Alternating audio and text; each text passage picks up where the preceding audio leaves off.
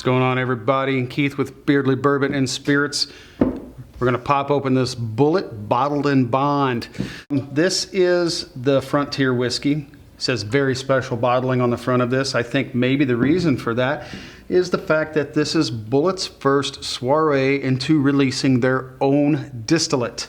Up until this point, they were a non-producing distributor. So this is going to come to us from the Shelbyville, Kentucky facility in Bardstown, Kentucky. So I'm gonna pop this baby open, let you guys know what I think about it. Interestingly enough, there's no plastic on the top of this. Makes my life a lot easier. So we can get right into this pop. Not bad for a little cork. Pretty substantial pop for a little cork. So let's get into this, see what we think. You guys probably are all very aware of what bottled and bond means, so I'm not gonna bore you with that. Just keep in mind that this is a bottled and bond expression. I find that interesting that they chose their first distillate release of their own production to be bottled and bond. However, it does make sense. It's right in the middle of that age statement at 4 years, and something that most of the market will gravitate to because they understand that bottled and bond typically means quality whiskey. So, to the nose, what do we get?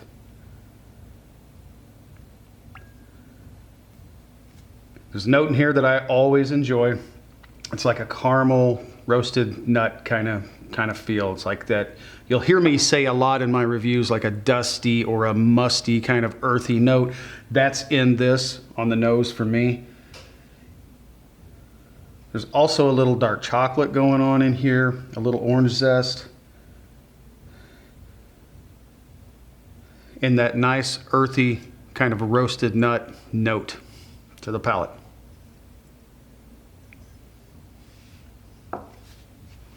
The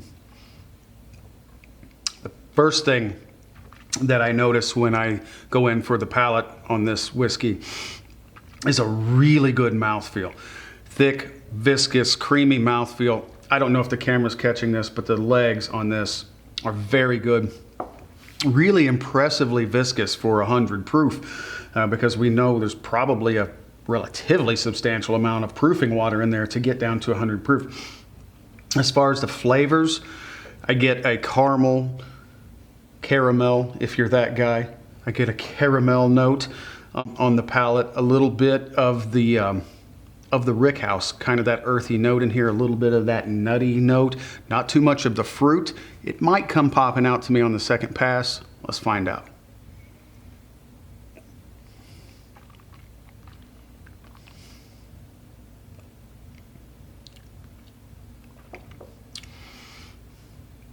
All right, I'm getting a lot of dark honey, a lot of sugary notes. This is very sweet. There is a little tiny bit of representation of that fruit coming in on the finish. No hug.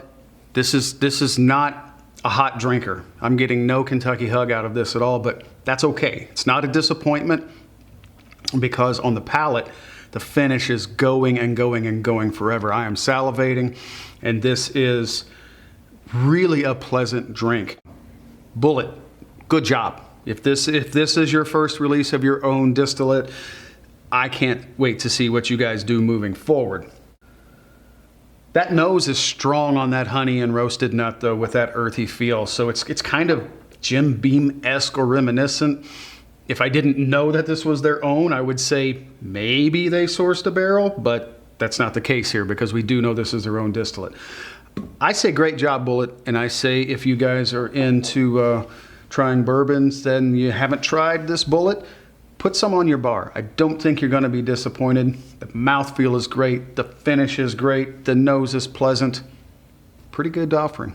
Well done, Bulleit. Cheers.